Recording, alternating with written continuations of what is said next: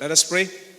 Lord, we come into your presence today, and the only thing that we want to do today is to glorify you. Bless us with your presence today. Be on our center, Lord God, as we present, as we instruct, as you instruct us, as you teach us with your word today. Be the light in us. O gipahatag ka namo, Lord God, ang imong tinuod nga mensahe karon, Lord. Your love, your sacrifices on the cross. And we really want to be like you, dear God. So teach us today. In the mighty name of Lord Jesus Christ. Amen. Amen.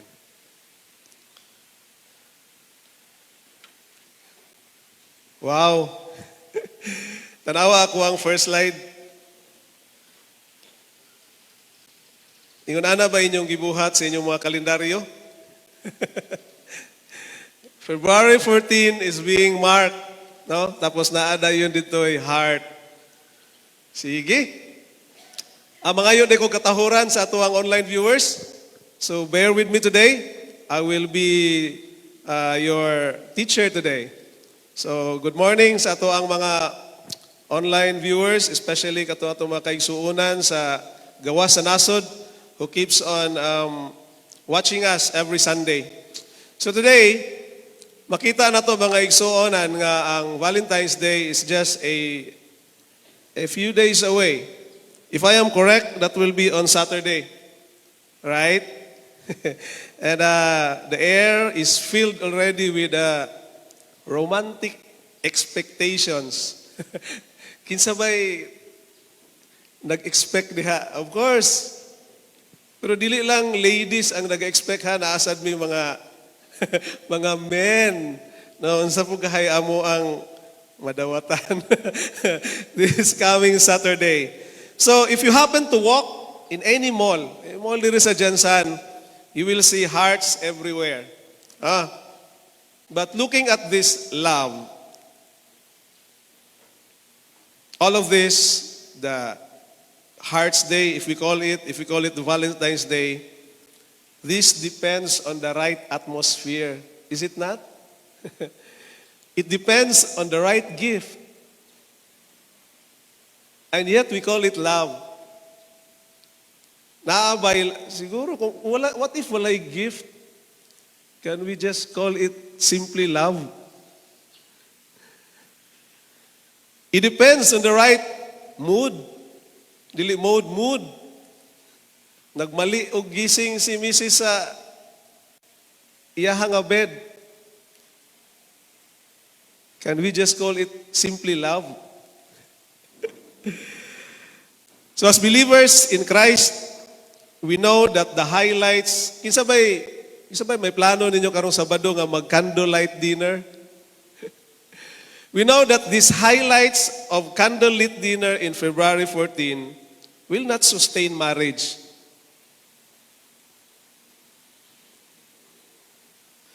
Will not sustain friendship. And will not sustain even the church ministry after February 15th onwards. If we plan to have a candlelight dinner there is a simbahan, we can always do so.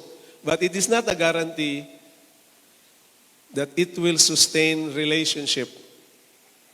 In fact, I have gathered a few data here. The divorce cases.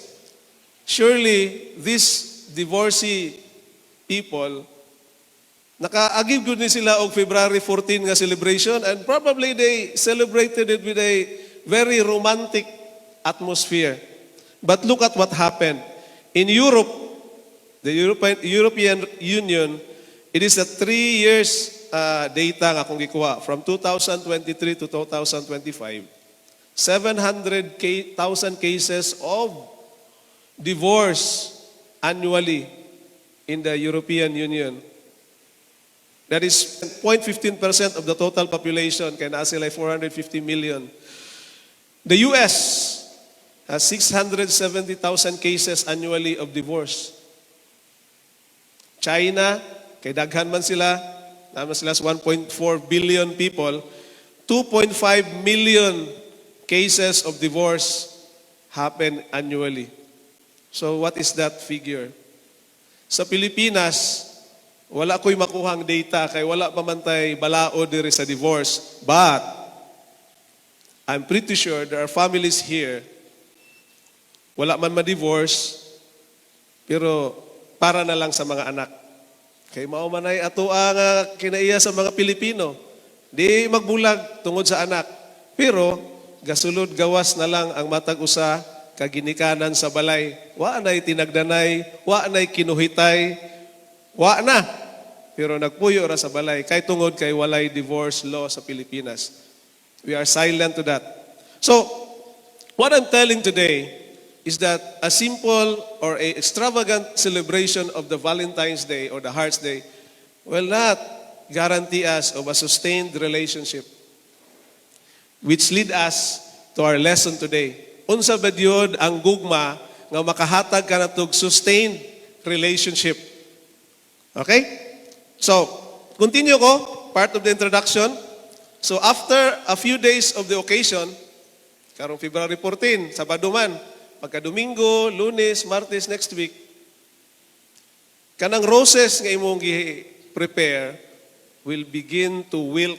Sa may wilt, malata na siya. O ang mga roses ay mga chocolates nga ato ang ginadawat, palot na lang, balat na lang, kay ngano, gikaon naman to nato. So what does it tells us?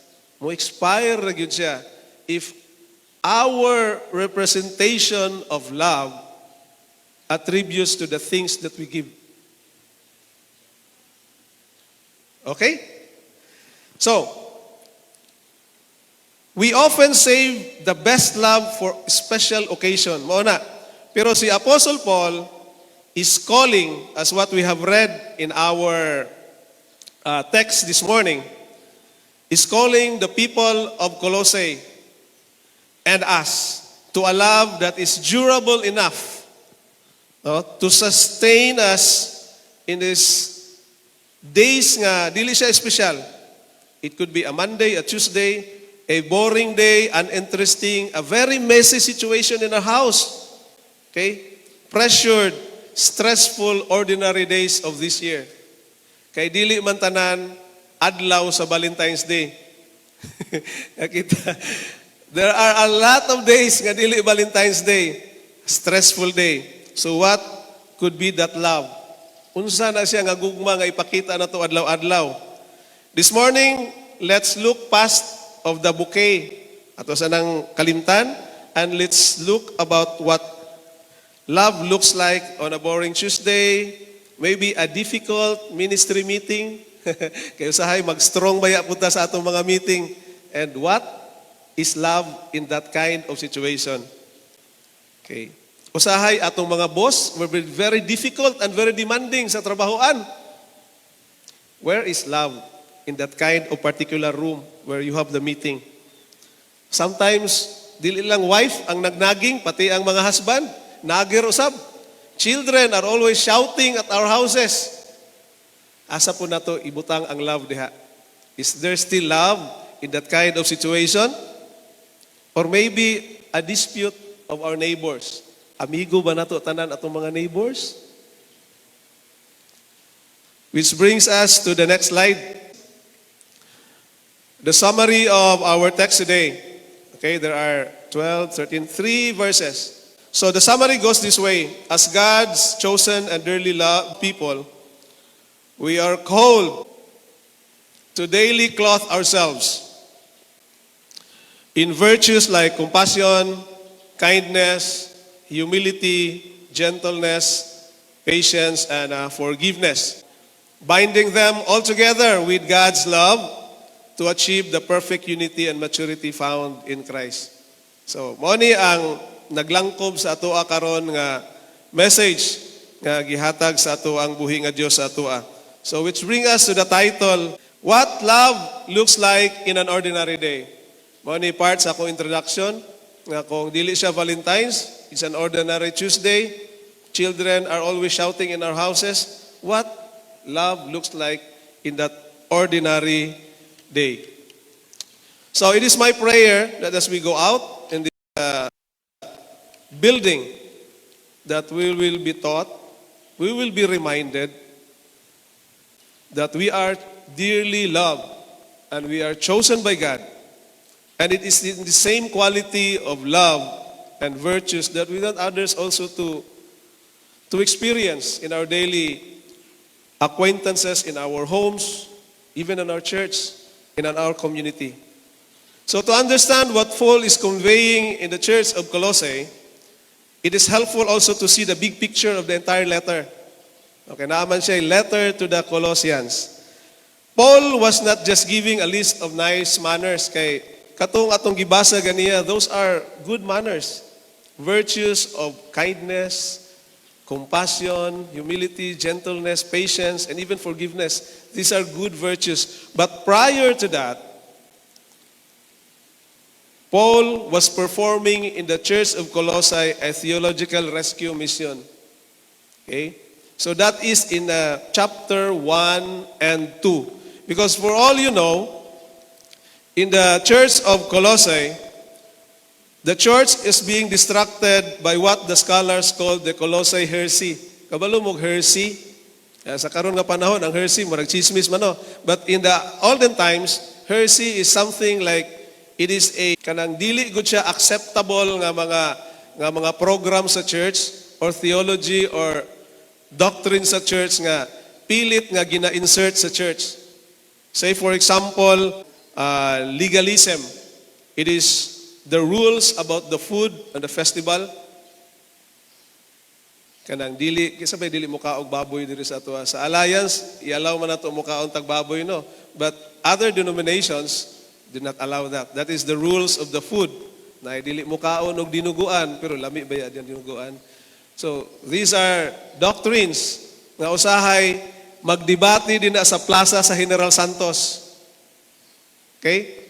So even today, naagihapon ni siya nga mga lantugi, mga istoryahonon sa atoa nga pagpanimbahon. Mysticism or the worship of angels. Sa ako nga nahibaluan, murag wala pa'y simbahan nga nagahatag og pagtugot nga mag-worship tag angels. But this happens in the church of Colossae. Asceticism, the harsh treatment of the body. For example, kanang celibacy, gipaantos man nimo imuhang biological needs. So, kanang maybe the piercing or the tattoo, there is also an issue of that one a long time ago. And even today, kung Christian ka, pwede ba na siya? So this kind of distraction, mo ni ang gitry o rescue ni Apostle Paul. So, Paul tells them how to behave in chapter 3. Okay? And in chapter 1 and 2, he establishes that Jesus is enough. He conveys in chapter 1 verse 15 the image of invisible God which is found in Christ. And in Christ, the fullness of the deity dwells in His bodily form. So, what Paul is trying to point out is that you don't need secret knowledge. Dinhi sa atong pagpangalagad, walay sekreto nga kaalam, tanan atong hibawon, walay mga special rituals and even worship of angels. Why? Because if you have Christ, you have everything. Okay? If you have Christ, you have everything. Why? Tungod kay ug mosunod lang gyud ka sa kabubuton ni Ginoong Hesukristo, ug unsa gyud ang istorya, you will not be misled. Kay sa una katong nagsunod-sunod ni Ginoong Hesukristo katong 12 ka apostoles, wala may mention og nangaon ba sila og dugo, nangaon ba sila og baboy, nag-attend ba sila og mga festival nga nagsimba og wala. Because clearly, if you have Christ in your life, you will always be guided. At ta diretso sa main point, the acronym ROSE. So there are 4 main points nga atong ma-derive sa ato ang summary karon. First is the root. Last Sunday, si Pastor J. Mark was also using this as his first main point, root. So, hilig jud ta og roots. Root, loved to love, found in verse 12a. The second is the ordinary garments, our daily wear. Hibaon nato ni, unsa ni? And third, the standards, sacrifice versus forgiveness. And the fourth and the last, the essential bond of the perfect unity. So, let's jump. Ngadto na sa first point. The roots. Basa ang text. Verse 12, therefore, as God's chosen people, holy and dearly loved. So, in this church, doing the ministry must always follow or flow from the being of identity. Wala ba ninyo hunahuna mga igsuon nga isip magsisimba, unsa ang atuang identity diri sa church? Ngano nga nagsigi gyud ta og simba, unsa ba gyud ta diri tanan? Ngano man? In Colossians chapter 3 verse 12, Paul give us the three specific titles that serves as a foundation of everything that circulates around us as a Christian. So before we can put on the clothes of love, okay, we have to know who is wearing them. Ngano man nga mahigugmaon magyud nga tawo, ngano man nga kind magyud nga tawo, ngano man nga he is very humble. Unsa ba gyud ni siya? So this is our identity. Mao di ay because he is chosen by God. Pinili siya sa Dios. Mao di ay tungod kay holy ang iya ang standing ani atubangan sa Dios. Mao di ay nga lovable or very compassionate na nga tao because he is dearly loved by his Creator. So, i-take up nato ang atong pagiging chosen.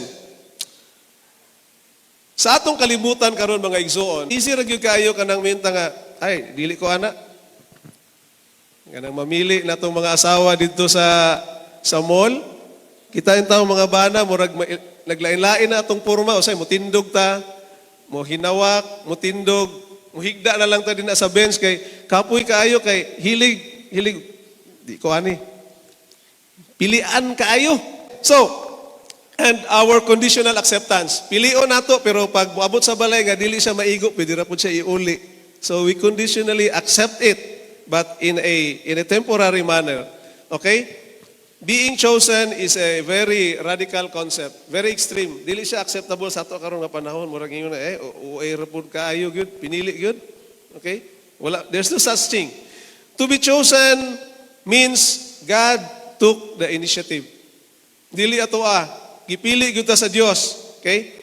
Sa factory where I am working at, doon na sa may mga makina dito, and a part is chosen because it fits the design of the machine. Dili pwede na nga ang bolt imo siyang kulihan og lansang. Magguba ang makina. Wala no? Pero in the kingdom of God, you were chosen not because you are perfect. Is it? Pakari ba nato diri sa simbahan, perfecto ba jud ta? But we were chosen. Tama? But because He had chosen you because He had a specific purpose for you, especially in the Great Commission. Kisa pa'y makahinumdum diri sa ato ang mission sa Countryside Evangelical Church. Istorya daw ninyo, mission. Hala, nakalimot na mo. To love God and make disciples. Mauna nga tinawag mo sa Dios, gipili mo sa Dios kay para higugmaon ng Dios because you are also dearly loved by God. It is a reciprocating action. And part of that is we want others also to experience that kind of love. So we make disciples, which in turn those disciples will also make disciples. So murag networking, no? Sa una ra gyud ay nag-networking. So, in a Valentine's Day context, we spend so much energy trying to be chosen. Kanang magpagwapa da ita. Kay para ra pud magustuhan pud sa ato ang especially katong mga single, walay problema ang mga minyo kay chosen naman jud na sila. Katong mga single, siyempre magpakuan-kuan ta kay magpahumot ta, magpagwapa ta. Kay para mapilian. Mao man gyud ay konsepto mapilian. Sad to say, ang uban dili jud mapilian. Pero katong napilian, they are blessed. So, daghang kitag preparasyon ana mga igsoon. Okay? To be chosen by others, by a romantic partner, our peers, even the social media followers. Kaya naman ta sa world karon sa social media, magpalami kita og content kay para daghan mo follow. Di ba? Kanang pinakanindot, unya pinakamaba ra pod. Kay para nindot ang atohang kuan engagement. Okay. The creator of the universe, as Paul says, has already picked you up for his team. So there's no need, no? There's no need of special preparation to be chosen because Paul is guaranteeing us in his verse in Colossians chapter 3 verse 12 that God has already chosen you. So kinsa pa ba ang mas labaw nga atong gina-hope o gina-hope nga mo-choose ato kundili ang atong buhi nga Dios. Okay. You are not being perfect when you are chosen, but it is God's specific purpose nga doon na gyud siya plano sa imong kinabuhi. The holy, it literally means setting apart for the special use. Okay.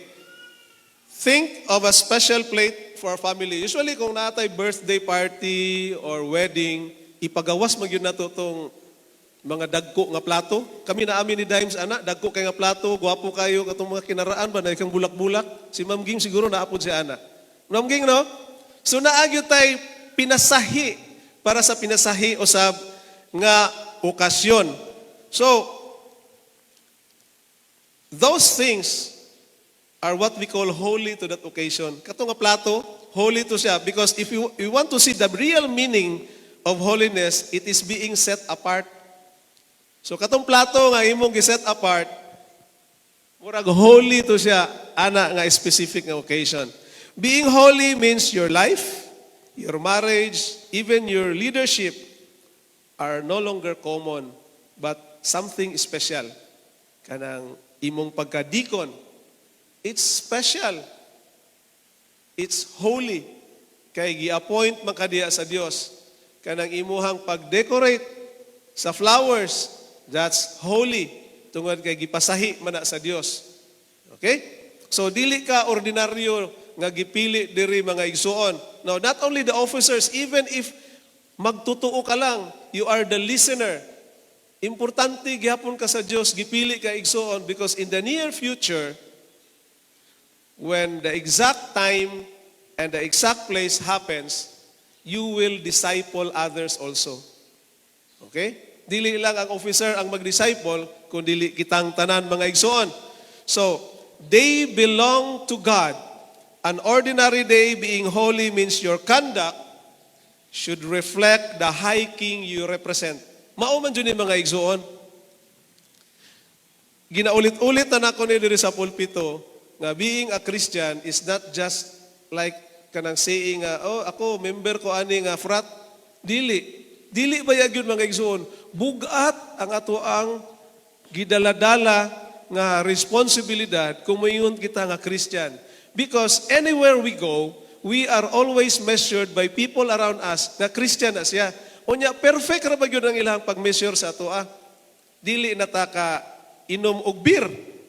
Kay Christian lagi ta. Sa wayon dayon ta, ay Christian, tapos nag-inom. Yun sa man ang Christian, perfect. Dapat perfect.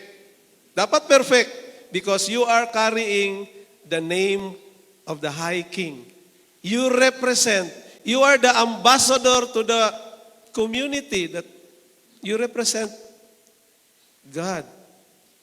Dili na ta, usahay, makuha na ta, kanang muhunong rata dapit diya sa may bulangan. Kay naratay gidrop, yun ay nakakita nga silingan. Alo, si Brad, yato sa apupong ng dirbi. We are always measured perfectly because it goes to say nga Jesus Christ is perfect. Kunya kakaron kagadala-dala mata aning Christian nga term, gapatatak man ta diri Kristyanismo. So dapat we should live to that kind of expectation others are expecting from us, especially our God. Okay? Ato na ning hunungon. Dearly loved, mo ni ang ikatulo nga atuhang identity. It implies a continuous and ongoing state of being loved. Kay nihunong ba day ang Dios sa ato sa paghigugma? Imagine, even if we are already in the church, if we are a Christian, na may ginatawag og backslide, ambot kinsa po kayo nakaimbento anang backslide? If God stop loving us, gipabayaan na lang unta kaniya nga matugpa dito sa impierno. But naamay brother, naamay deacon, naamay elder nga niduaw kanimo igsuon. So ang Dios, ibig sabihin wala gyud mo undang og paghigugma nimo. Kay ngano, gibisita man ka sa inyong panimalay. God is calling the elders, the pastor, the deacons, the officers of the church to visit you. Tungod kay gihigugma ka sa Dios mga igsoon. So kung mingon ka nga na backslide ko, actually wala gyud ka ma-backslide. Imuhara ng thought igsoon. Ang Dios nahigugma gihapon nimo. Kay ngano gibisita ka sa alagad sa Dios. So ana mga igsoon, no? A love that is anchored in the character of God. Ang character sa Dios dili gyud mohunong paghigugma kanato. Mo nay atong tandaan mga igsoon. Ama mo'y mga notes din ha. Inyohan ang i-take notes. When you feel unappreciated at work, or when a ministry gets difficult, usahay anong mag-ministry, kanitong ministry is getting difficult. Schedule, si Ma'am Ruth, sige nagpanawag, mag-practice na lagi taninyo kay mag-nganta ta diri. Nya mo conflict man. So there is always difficulty in performing our ministry. Okay? Dili jud na siya maiwasan. You must return to the truth. Nga unsa man nga truth na mga igsoon? The truth is, you are the object of God's intense affection. Ug duha, you do not work for God's love. Wala ta mo ani sa simbahan mga igsoon kay trabahoon nato nga hugugmaon ta sa Dios. Gihatag na sa Dios. Even before we repented, even before we are saved, God loves us. Okay? What is it that you are going now?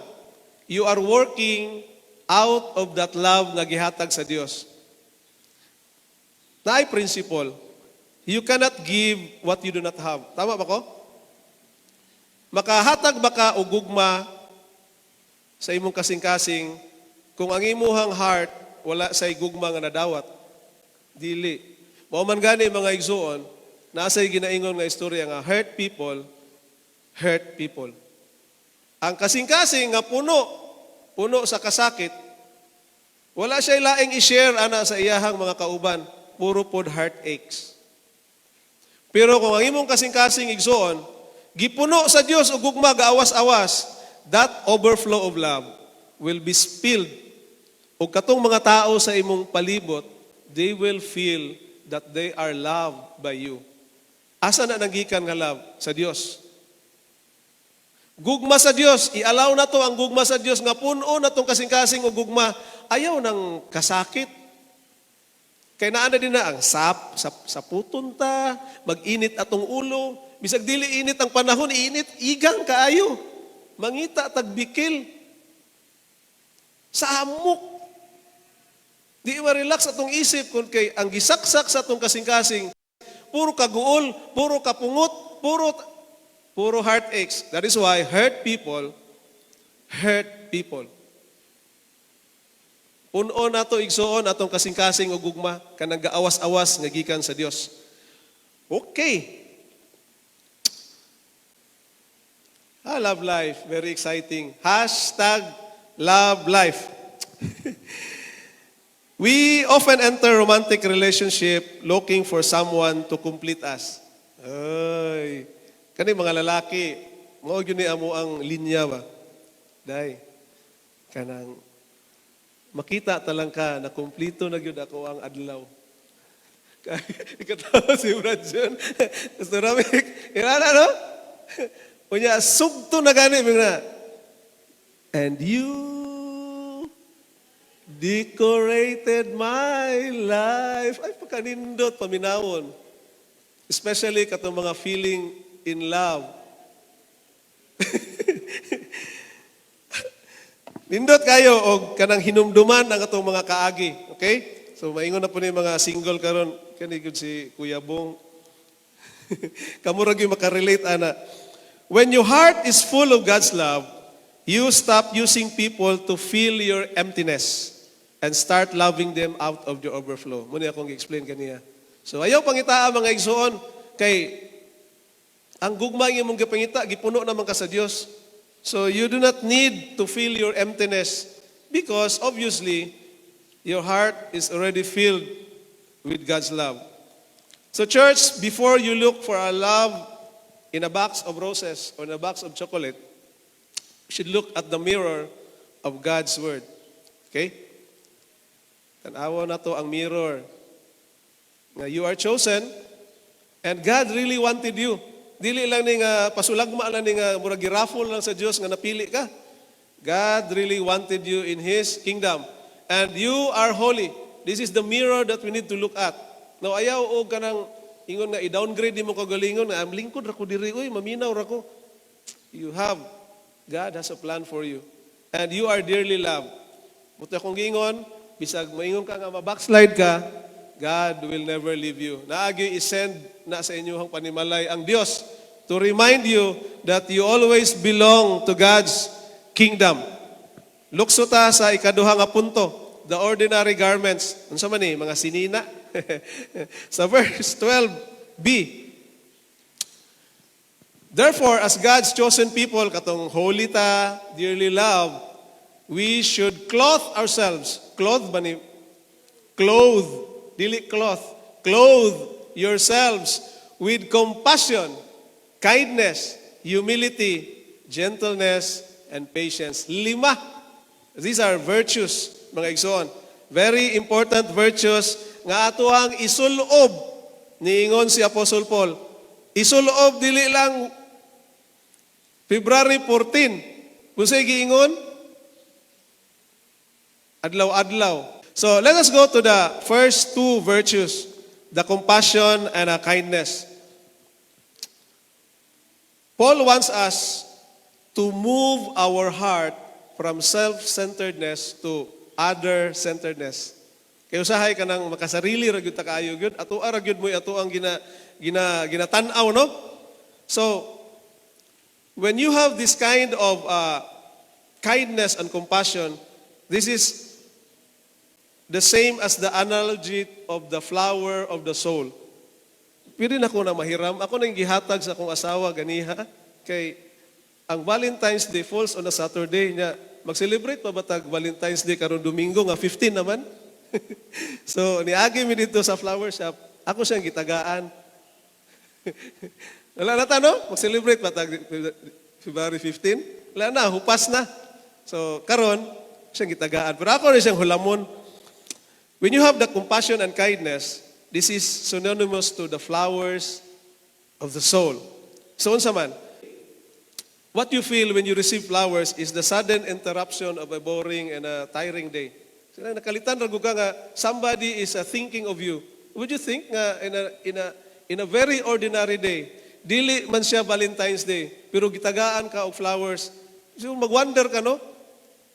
That person go out on his way to find something pleasant to the eyes of the receiver. Naay ginaingon dito nga the dopamine. Kanang dopamine, it is the hormone nga ma-excite ka. It is the hormone nga mo-trigger sa imong nervous system for a feeling of satisfaction and being rewarded. Ingon ana mga igsoon, no? If we manifest the kind of compassion, the kind of kindness to the person, ingon ana ang feeling, it feels like you are being crowned. Kung sincerely gihatag na nimo on an ordinary day, walay okasyon. You are dearly loved, ingon si Apostle Paul, as a person stated in verse 12. Flowers. So let's go to humility and gentleness. Humility and gentleness is the strength of the heart. Lisod baya. Unsa gani ang opposite sa humility? Ego, pride. Ego and pride goes together. Mao gini ang mupukan. But whenever you are humble enough, you are gentle enough, ang imong heart, ang imo ng heart, it means that you have a very strong heart, able to cope up with your ego, able to cope up with your pride. Kay lisod balion ang pride, mga igsoon. Kung masaktan ka imong sarili mo, to retaliate yun ta. Seldom ang people nga maingon nga, ay, nasaktan ko, thank you. Nabali ako ang kuan, nadasmagan day ko nimo, nabali akong tiil, salamat kaayo ha. Murag dili man siya normal. Ha? It is the heart, mga igsoon. It is the act of choosing to be kind rather than being right. This is very common in our household. Kita mga lalaki, kanang very analytical magita, very logical.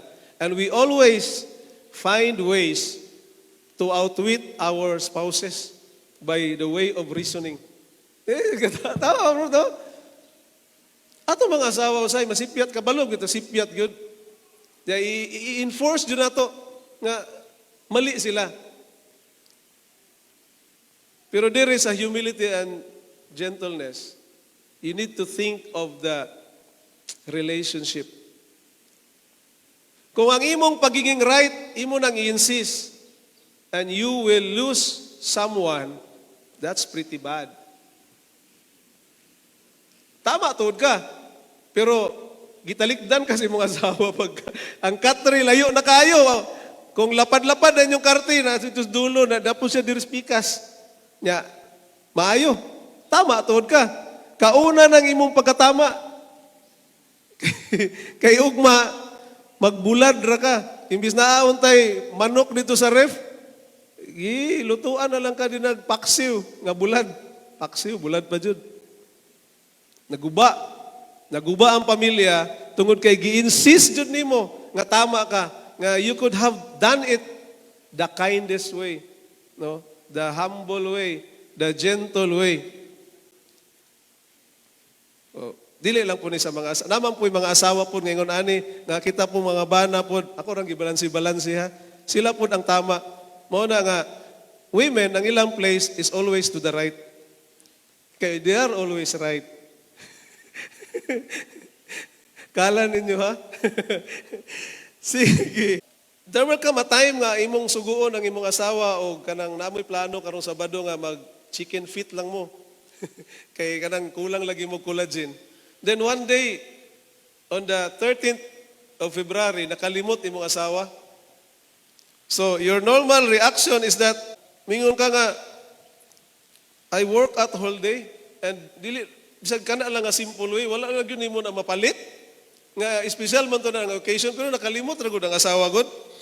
So, you manifested this word, grievance. And whenever there is grievance, there always conflict. And what calls for a conflict is a good resolution. Conflict resolution na mo nga subject. When there is grievance, there is conflict. Ayaw ra na siya og pahununga sa grievance. Dapat no ay conflict resolution. So, what will be our resolution? You put on the humility. And humility says, well, I make mistakes. Kay dili baya po ka perfect. Pag accept sa Dios sa imuha, dili ba ka perfect? So why are you expecting perfectness into your, especially your spouse? So I make mistakes too. But looking at Colossians chapter 3 verse 12, I am dearly loved by God. And because of that, my values now does not depend on having a perfect and a conflict-free evening. Bahalag wala tayo chicken feet. Kay mao dyan ang chicken feet inyong gipangandoy nga inyong i-celebrate pag Valentine's Day. Bahala na.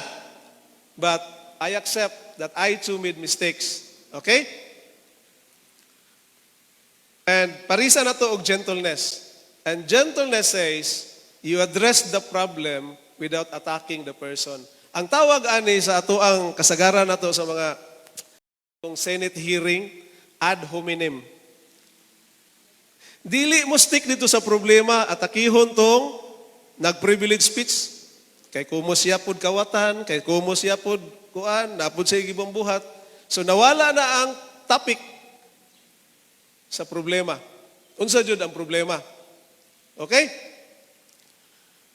Instead of dropping the U-bomb, kanang sahay, dili man ta mutanas ko gulim, ikaw gyud limtanon kayo ka, naanad ka, kalkalon na dayon 3 years nga mga issues. Katong sa year 2020, mao gyapon ni. Use the we bridge. Kita. Okay? Saying, hey, you don't need to be plastic. You say what you feel. Frustrated jud ko nimo day. Pero nakabalo ko nga, daghan kay kong gilabhan sa balay. Oh, ang imong gilabhan, lapaw pa sa imuha. So, the resolution, can we fix this together? So, you instituted the word we bridge. Ayaw, sige kuan, bagbasol-basol. Putting on the gentleness. Unya, pakapinidayog my love. Situation ni sa mag-asawa. Pero kung situation ni sa trabahoan, ayaw sumpayig my love, lalo na kung lalaki. Sa imong asawa, pwede mo siyang my love. Pero kung lalaki gani, tapos na amoy conflict, okay, wala matuman, ikaw boss, wala matuman, imong gisugo sa iyaha. You state your frustration, but you also appreciate him, looking at him, nga dapat siya daghang errands nga gi-accomplish. So, to help him achieve what you have instructed him, di mo nga, unsa may pwede natong buhaton, unsa may pwede na akong ikatabang nimo, pero wala na my love. Eh, ma-counseling ta na ni pastor. Okay, winning the person versus winning the argument. Daghan kita makita ani, kay kani magpakatama lagi gyud to the point nga moabot sa argumento. Pero gusto ba ninyo ni nga mahitabo? You want the person, do you want to be the person nga pirmi tama? Tama jud siya gyud. Naatay natay makita nga legality, naatay dokumento. Tama gyud. But you will feel alone. Kay katong imong giargumentuhan, puro to imperfect. So maggrupo po to silang puro imperfect. Unya pila ra man tawo'y perfect sa kalibutan. Isa ra mo, duha ra siguro mo. So mag-grouping na nakaron. Tanan nga perfect naa sa tuo, tanan nga imperfect naa sa wala. You will feel alone, mga igsoon. Or you would like to see this kind of person. A person who is gentle but is connected. So nindot ra gihapon ang humble ta na dito sa kilid ang ward, na diri sa ipaduol-duol na to ang ICU, kay para duol-duol sa pulpito. Naapo diri ang mga doktor. So the closer you are, this is the ICU. Katong medyo layo-layo, mga naayo na to, ward. When you come to the church, you want to be healed. Unsa may sakit nimo nga igsoon? Ang sala, the fall of man, katong gisgutan nato ganiha, baliktas Genesis. Kinsa bay niari diri nga walay sala? Wala. Niari ta sa simbahan to heal through the blood of our Lord Jesus Christ. Nga diha gipadupa nato sa cross.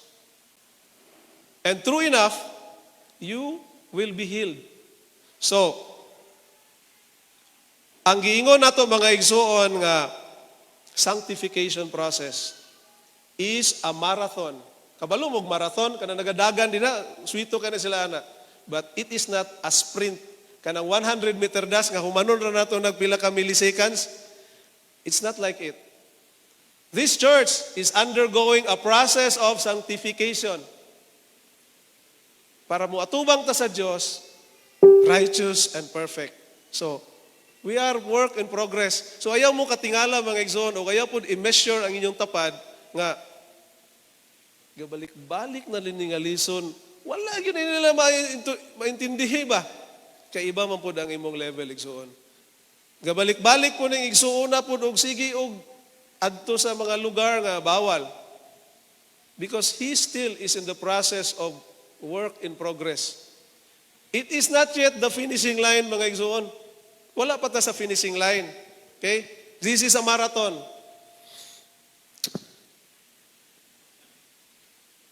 Our patience is the bridge. Ship, kanang ngayon na backslide. Patience. Because you are the reason why you are there. To bridge them para makapadayon sila sa pag-adto sa gingharian sa Dios. Okay. And patience is the wisdom to keep the pace of grace. Ang grasya sa Dios na ara jud sa table, mga igsoon, di jud na mulakaw. It's just like a food that is being offered in a banquet. Pero, kung dili ka mukaon diha, or magtimi-timi ka og kaon, dugay gyud kang mabusog. Nya, palayaso na to na. Ato nang abugon, nga hinay, mukaon pa, maghipos nami, kay moabot ng Ginoo. Dili, hulaton dyan nato na hanton mabusog. Patience is the wisdom to keep the pace of grace. Grace is on the table. Anybody is invited to partake it para maluwas. Pero, ang uban hinay mukaon.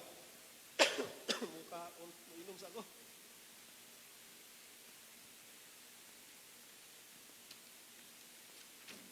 At ito sa pangatlo, sacrifice and forgiveness. In our text, verse 13, bear with each other and forgive one another. If any of you has a grievance against someone, forgive. Namuyboy na. As the Lord forgave you. Ngano man tuo nga di ka kapasaylo? Di ba pinasaylo sad ka sa Dios? Ngano man di jud ka kapasaylo? Nga gipasaylo man ka sa Dios. At the first instance, kung wala gyud ka gipasaylo sa Dios pod, pareho ba? In order to get even. Unfair man po sa Dios. Nga gipasaylo ka na niya, ikaw di po ka mo pasaylo. If that is the principle, nga everything will get even treatment, bagsak gyud ang mga igsuon. Kaya may yung tanga, okay na kay Diyos man na siya. Ako tao man ko. What a reason. What a reason, mga igsoon. Church, the world is full of people who are keeping scores. Ay, kung naagyo siya listahan, si Kuan, kaning ang iyahang, na-offend ba ako sa iyaha? Gilista na sa logbook. We are keeping the scores of grievances. It is normal. They remember every slight detail, every insult is always recorded. When we as a body of Christ choose to forgive, we become a walking advertisement of the gospel. Kay unsa man ang prinsipyo sa gospel? Pagpasaylo man. Nagbitay si Ginoong Jesucristo sa cross, tungod kay wala siya sala, kita ang may sala, iyang giangkon atong sala, siya ang nasilutan. God forgive us because of the sacrifice of our Lord Jesus Christ. We make disciples showing the world of the kind of love they can find elsewhere. Kanang nasa gawas, mga biniyaan na sila. Naa sila sa gawas, wala po sila Kristo sa ilang kinabuhi. We should manifest that kind of love nga gugma nga wala nila makita sa uban. Pero makita nila dire sa atong sembahan pinaagi kay Kristo. Okay? So, mayain na, forgiveness is just a feeling. No, it's not. Forgiveness is a commitment not to use the past against this person. Kaya wala man kahisguti sa Dios sa imong mga past nga mga sala. The moment you accepted Christ, nangayo kag pasaylo, wala na hisguti to. Wala na to gilatag sa imuha ang imong mga sala sa una. And the goal is to reflect the character of God who remembers our sin no more. God remembers our sin no more. So why can't you do it? Nga ang imong Dios nga ginasimba, nga ang imong gina worship, ingon ana man niya ang karakter. Limtanon siya sa imong mga sala. And lastly, forgiveness is saying that what you did hurt and I was wrong, but I am choosing to carry the weight of that pain so that our relationship doesn't have to die. Ani, Dili sab ka magplastik-plastikan. You state nga you are hurt. Okay? Whenever you have a confrontation o namoy chance nga mag-istorya, you state your hurt aches. Pero, inonin mo nga, it was wrong. No? Sayop ka, sayop ko. But I am choosing this path to carry the weight of that pain just for our relationship to thrive and not die. Okay? Because God loves you, God loves me, God loves everyone. Ihigugma sa Dios. O kung wala tayong relasyon, wala tayong gugma sa isig usa, paano na lang? Sige. Forgive as the Lord forgave you. Mo na itong hinumduman mga ison. Take note of that. Forgiveness is the decision to release the right to get even. Even if you are right, nga gusto kami na dapat pantay, kaya tama ako. It is the ultimate act of God's love. Hayain na lang, i-release ng imong right to be right. Okay? Ayaw i-follow ng imong right to be right, to get even, but to have compassion. Essential bond, putting all katong mga virtues, gentleness, kindness, compassion, all of that should be bound or bind by love altogether to achieve a perfect unity and maturity in Christ. So the big question is that, how does your faith show up in our everyday relationship, mga igsoon? Okay? Over everything else, we need to put on the love, which is the essential bond sa ato ang atanan, mga igsoon. Sa engineering terms, ang tawag ani structural integrity. But in our ministry terms, gitawag ko nig agape, that make us one. God's love. Love is essential overcoat that makes the Christian life a masterpiece of unity. So imagine this bouquet man of flower. Without this ribbon, the flowers will fall apart. So kani ka ribbon symbolizes God's love. Kung tanggalon nato ni nga ribbon, wala. Mabungkag. Mabungkag ang panimalay, mabungkag ang church, mabungkag ang tanan-tanan sa ato. Pati atong isip bungkag. Okay? Magkawatak-watak ta. But we need God's love to bind us together para ingon ani ang resulta sa ato ang pagka pinili sa Dios. So, you can be kind or patient for a few minutes out of duty, kanang napugos ra ka, but only God's love, God's supernatural love binds these virtues into a lifestyle that lasts long after the Valentine's Day. Mo na ato ang objective mga igsoon nga dili lang ta sa Valentine's Day magpakita o gugma sa matag usa. So what does it look like in an ordinary day? What does love look like in an ordinary day? It should be the same love that God had given to us. Compassionate, kind, humble, gentle, forgiving. A love that will last long even if the special occasion is over. So, mo na itong challenge mga igsoon. You don't need to answer it now, but it is between you and God.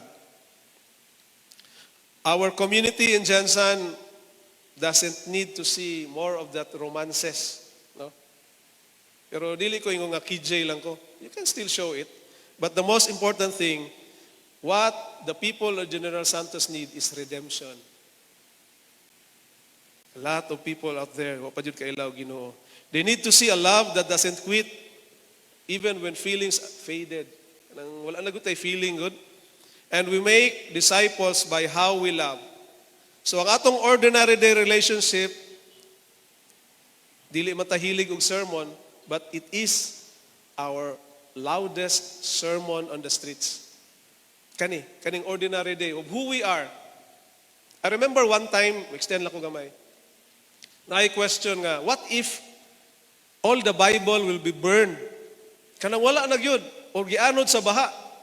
Murag payon kay Noah ba, nangaanod tanan ang Bible, nya wala na gyud. Unsay mangyari karon sa ato ang ministry? Igsuon, you yourself, your character, your gentleness, your compassion will be the Bible that people will see Christ in you. Kita nga naka-experiensya sa gugma sa Dios, kita mao'y mamahimong Biblia para sa tanan. And people will see Christ in us. Kani nga Bible, this is useless. I say this is useless. Kung dili ni makinabuhi jud nato. Papel lang man literal lang man magunsa man siya. But when we read it, we remembered it, and we apply this in our daily lives, people will see Christ in us. Ug sayon na lang jud kaayo tong atong mission to love God and make disciples. So let us close in a prayer. And I want you to remember as you bow down your heads, imagine a people or a person who is hardest for you to love right now. Kanang pinakalisod gyud. Bisag kung saon nimo hunahuna, murag lisod gyud siya kaysa kugugmaon. Maybe they are in your house, maybe they are next to you, in the aisle from you, or maybe they are living next door. We do not make disciples out of our own arguments. We cannot do that. We make them by our extraordinary love. So let us commit our hearts to God, who is the Master and our Creator. Heavenly Father, we thank you that before we sought you, you chose us. Before we ever loved you, you already clothed us with your grace. You are the ultimate love, the one who didn't just give us a card or ordinary Valentine card, but you gave us your Son. Lord, as we approach this week in the Day of the Hearts, we ask for more than just a feeling. We ask for a transformation. For our marriages and families, give us the strength to have patience and kindness, even if romance fades. Let our homes be the first place where discipleship happens. And for our church, as we serve together in this ministry, in the choir, deacons, elders, and every aspect of the service of this church, auxiliaries, help us to bear with one another. Bind us together in that perfect place, in the perfect unity that only your love provides, so that the world will know we are yours, dear God. And for our community in the General Santos, we remember your command in Matthew 28. We know that we cannot make disciples of all nations if we cannot even love our neighbor. Help our ordinary day love to be a bridge that leads others to you. Lord, we dedicate our lives to loving you and making disciples. May our faith show up in how we speak, how we forgive, and how we serve tomorrow morning and every day after. In the name of Jesus, your Son, our Lord and Savior. Amen and amen. Good morning, everyone. Blessings.